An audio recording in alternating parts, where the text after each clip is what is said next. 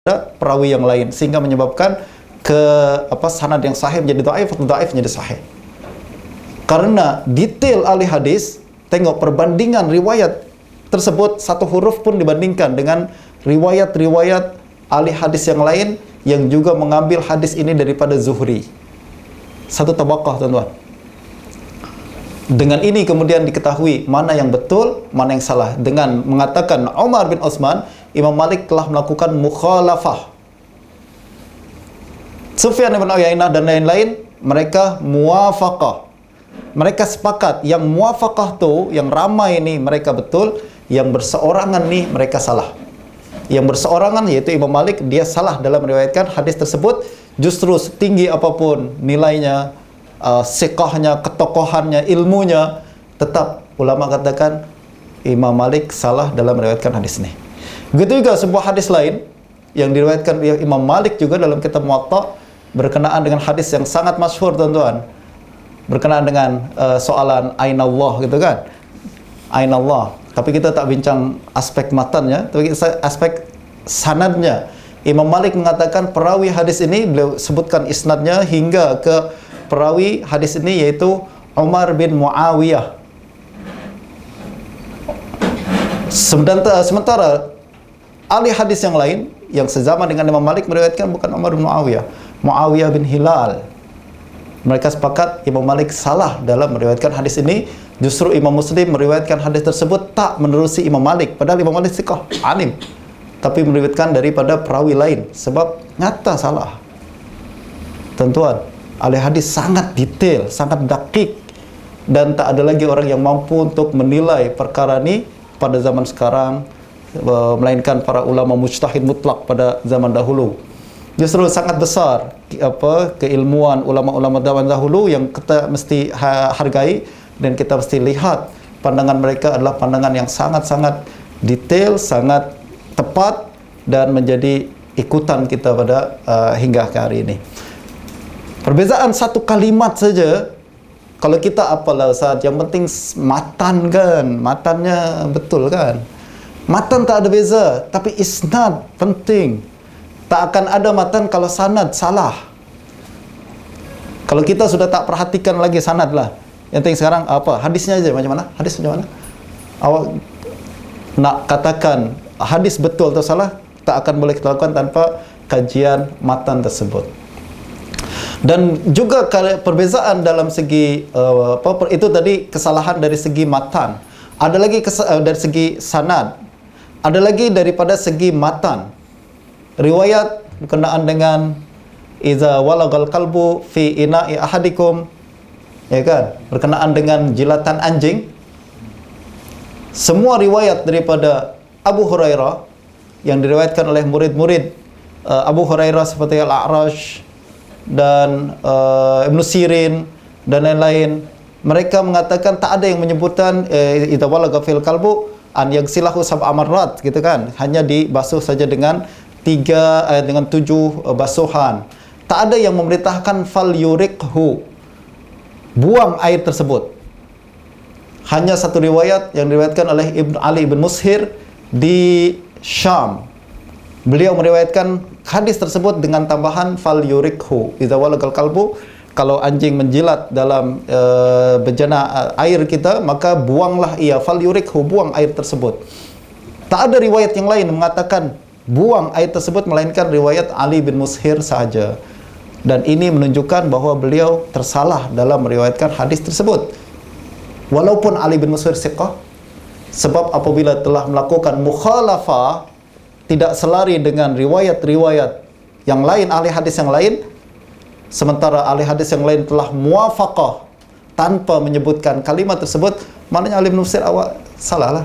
Beliau imam, hafiz besar di Syam, tapi kalau salah, tuan-tuan. Tak ada orang yang semuanya betul. Tak ada orang yang 100% semua hadisnya betul, mustahil. Mesti ada sikit salah. Dan itu menunjukkan bahwa dia manusia lah, hafalan orang boleh tersalah. Alah Ustaz, cuma fal yurikhu saja, apa kesannya lah, tak ada makna lah. Maknanya sangat besar. Kalau ada perintah anjing menjilat ke air, lalu kata Nabi buang air tersebut, dalil kuat bahawa air tersebut najis. Ya kan? Sebab Nabi tak akan memerintahkan air disimpan, Nabi tak akan memerintahkan untuk kita membazir air. Nabi katakan perintah buang, maknanya air tersebut najis. Dan ini menjadi walaupun hujah kepada jumhur ulama yang mengatakan jilatan anjing najis, tapi tambahan lafaz tak betul, tak sahih, maka mereka katakan tak sahih. Imam Malik justru mengatakan tak, jilatan anjing tak najis.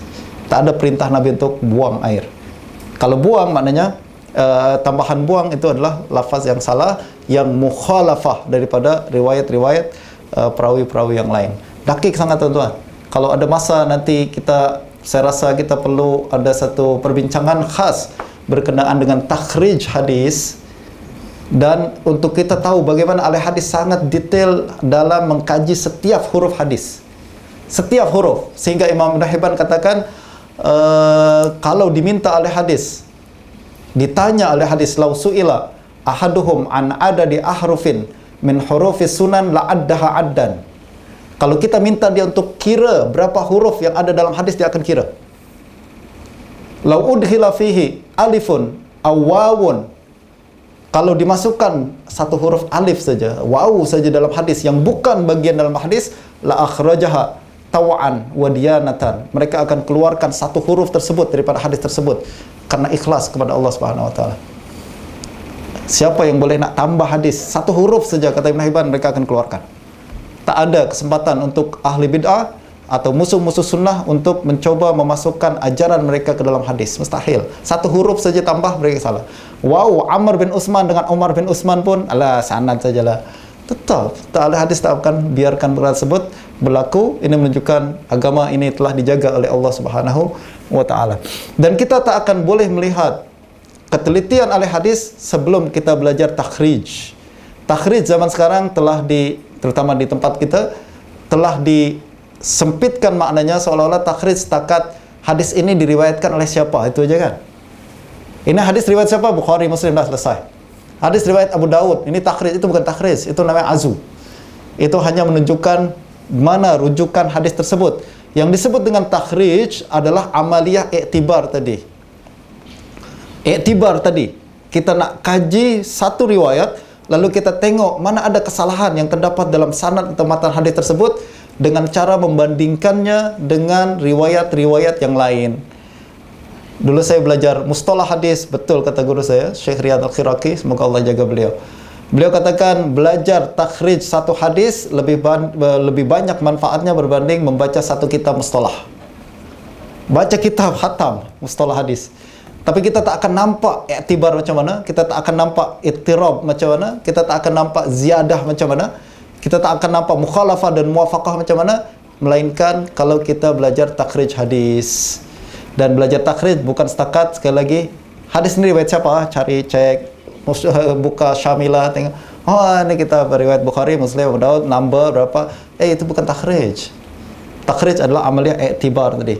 Kita kaji dan lihat mana kesalahan, mana perbezaan lafaz, mana tambahan, mana pengurangan, dan mana muwafaqah dan mukhalafah. Untuk kita tengok dhabt perawi macam mana. InsyaAllah daurah berikutnya tuan-tuan, tahun 2030 lah. Kepanjang umur. Aqsamu dhabti. Qassama al-ulama al-dhabta qismaini. Dhabtu sadri wa huwa al-hifzu ghaiban an dhahri qalbin. Dhabtu al-kitabi wa huwa an ya'tamida fi riwayat al-hadithi ala sahifatin aw kitabin yarwi minhu. Syurutu dhabti sadri itqanu hifzil hadithi wa tahaqqu min nassihi bihaitsu la yatatarraqu ilayhi tawahhumun aw tashakkukun wa an yafhama an-nassa wa yatahaffaza waqta sama'ihi mimma yud'ifu dhabtahu aw yushghiluhu anhu. Tathbitul ahadith fi hifzihi wal istimraru alayhi bihaitsu yatamakkanu min istihdariha mata sya'a. An yatathabbata fi riwayati 'inda al-ada'i ويقتصر على رواية ما هو متحقق من حفظه مراعاة شروط الرواية بالمعنى إن حدث بالمعنى شروط ضبط الكتاب وهي شروط مهمة لطلب العلم والمشتغل في المخطوطات يحسن بها معرفة ما يعتمد عليه منها وكيف يفيد منها. نذكر مهمات منها فيما يأتي.